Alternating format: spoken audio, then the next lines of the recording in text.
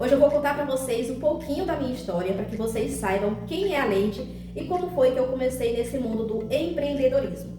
Em 2010, o meu marido Isaltino recebeu uma proposta de trabalho e para isso a gente precisava se mudar. Nós somos de uma cidade do interior do Ceará chamada Quixelô. Quando a gente chegou aqui, ele foi trabalhar na construção civil como servente e eu fui trabalhar em uma empresa de castanha. A minha história com o empreendedorismo começa quando nasce a nossa primeira filha, a minha princesa Isabel. Talvez se eu não tivesse passado tudo o que eu passei depois do nascimento dela, talvez eu nem tivesse conhecido o mundo do empreendedorismo. Eu tive que parar de trabalhar ainda na gravidez, porque eu trabalhava lá na Messejana, pegava um ônibus aqui no Conjunto Ceará e ia lá para a Messejana. Ser mãe sempre foi o meu maior sonho. Eu estava realizando o sonho, mas eu sempre gostei de ter meu próprio dinheiro e eu não queria parar de trabalhar. Então, eu planejei voltar ao mercado de trabalho depois de 6 meses, porque eu também tinha outros objetivos, outros sonhos para serem realizados e eu precisava de dinheiro para realizar esses sonhos. Só que depois que a Isabelle nasceu, eu tive que colocar todos esses sonhos na gaveta, adiar mais alguns anos, porque ela nasceu com uma má formação no coração. Ela nasceu com cardiopatia. Com 21 dias de nascido, eu levei a Isabelle aqui no Hospital Nossa Senhora da Conceição, porque ela estava com sintomas de gripe. A médica que nos atendeu percebeu que não era uma simples gripe. E logo ela bateu um raio-x, pediu para fazer outros exames. A médica pediu a transferência dela para o Albert Sabin para fazer exames mais detalhados. E de lá, ela foi transferida para o Hospital do Coração. Chegando lá, com 28 dias de nascida, foi preciso fazer uma cirurgia para que ela conseguisse resistir os 6 primeiros meses de vida.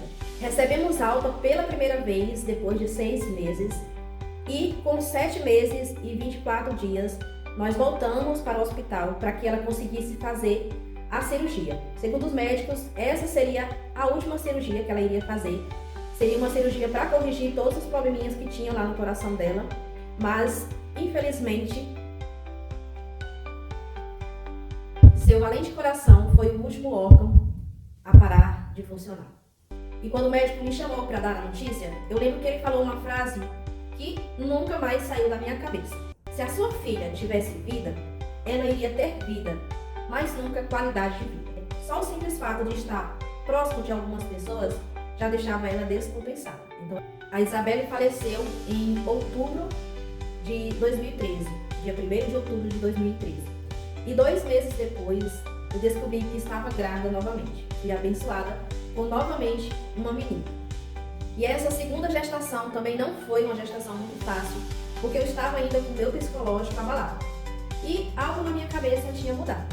Eu ainda queria realizar os meus sonhos, ainda queria ter o meu próprio dinheiro, e só que dessa vez eu não queria voltar a trabalhar para empresas com horário de jornada de trabalho, onde eu não poderia ter liberdade de tempo para que eu conseguisse dar a qualidade de vida para Iris que eu não jamais poderia ter dado para Isabel. Foi então que eu joguei no Google aquela famosa pergunta: o que fazer para trabalhar a partir de casa? Dentre todas as opções que me apareceu, o que mais me encantou foi trabalhar com blogs, criação de conteúdo através de blog. Eu sempre fui uma pessoa tímida, então eu queria criar conteúdo para blog, porque justamente era isso. Eu não precisava aparecer. Era a opção mais econômica também, porque eu não tinha dinheiro para começar. Todas as outras opções que me surgiram, precisava ter um investimento mínimo de R$100. E eu não tinha R$100. E eu só precisava ter um computador e acesso à internet para produzir o conteúdo. Meu marido me apoiou nesse projeto, então ele me deu o computador e a internet eu ia pagando conforme eu ia produzindo conteúdo, ia conseguindo ganhar algum dinheiro, eu ia pagando a internet.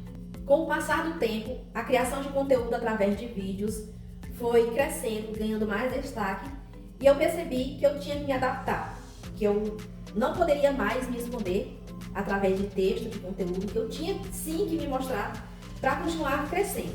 Os vídeos estavam crescendo bastante naquela época, e aí eu criei o meu canal no YouTube. Na pandemia foi o período que o meu projeto mais cresceu. A gente tinha mais de 100 mil visualizações de página no blog e no canal a gente passou de 500 inscritos para 20 mil inscritos. Porém, com tudo que estava acontecendo na pandemia, a minha cabeça não estava bem, eu não estava mais conseguindo criar conteúdo E aquilo que sempre me trouxe alegria, eu tinha o maior prazer em fazer, estava me deixando mentalmente cansada, estava me deixando doente. Eu passei um ano tentando me convencer de não desistir do meu projeto, que aquilo era sim o projeto da minha vida, que eu tinha que continuar.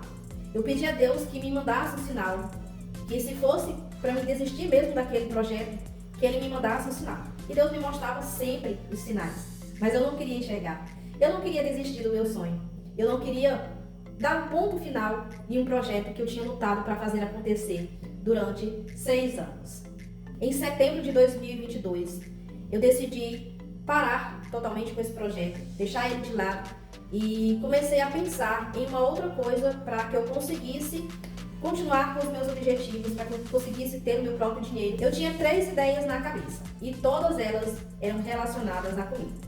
Quando eu falei para o meu marido quais eram as opções que eu tinha para fazer, ele falou para mim: nossa, agora a gente vai morrer de fome. E aqui começa a minha jornada com o empreendedorismo com Dindim Gourmet. As minhas primeiras receitas foram receitas que eu encontrei na internet. E o primeiro sabor que eu testei foi o sabor de sensação, que é morango com chocolate. Eu fiz uma receita, dei para o meu marido provar, ele provou e adorou. Tirei algumas fotos, joguei no grupo ali da minha família e eu lembro que um dos meus irmãos comentou: isso aí é mais uma besteira da lei. E aí eu fui numa gráfica, pedi para ela imprimir em papel adesivo uma placa muito simples mesmo, só dizendo: aqui tem Dindim Gourmet. Coloquei na porta da minha casa e os meus vizinhos já começaram a chegar, perguntar o que tinha, quais eram os sabores que tinha. E eles começaram a gostar, disseram que estavam muito bons mesmo, começaram a me sugerir sabores. Eu vendia bem para os meus vizinhos, mas eu fui percebendo que se eu quisesse viver daquilo, eu precisava trabalhar com algo que eu pudesse atingir um público maior. Então aí eu fui pesquisando mais sobre delivery e aí eu percebi que eu precisava ter um CNPJ para que eu conseguisse me cadastrar nas plataformas de delivery. Então eu decidi ainda no primeiro mês abrir o CNPJ para me cadastrar nas plataformas de delivery. Dessa vez o meu marido não me apoiou do início, mas eu sempre acreditei em mim mesma. E eu sabia que se dependesse de mim para esse negócio acontecer, eu iria fazer acontecer. Entre janeiro a fevereiro de 2023, eu comprei o curso da Julie Morifé, e aprendi a fazer as receitas de base cozida. Quando comecei a implementar essas novas receitas em nosso cardápio, foi um sucesso. E aí a gente passou de 500 dindim para mais de 1.000 dindins vendidos todo mês. E quando eu comecei a vender mais de 1.000 dindins por mês, o meu marido começou a acreditar que aquilo poderia dar certo. E aí ele começou a fazer as minhas entregas nos finais de semana. A nossa demanda foi aumentando e cada vez mais aumentando. E aí a gente sentiu a necessidade de mudar para uma casa maior, onde a gente conseguisse ter uma cozinha maior para a nossa produção. E em outubro de 2023 a gente já comprou o segundo freezer, porque a nossa demanda continuou aumentando. Em fevereiro de 2024, finalmente meu marido decidiu sair do emprego e vir trabalhar comigo.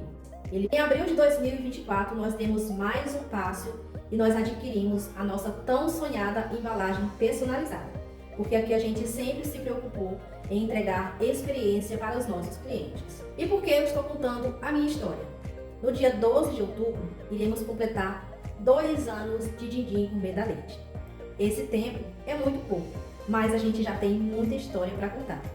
Reviver a nossa história é ver o quanto a gente evoluiu desde que a gente começou. No início, a gente não tinha entrega própria e hoje a gente tem uma entrega própria.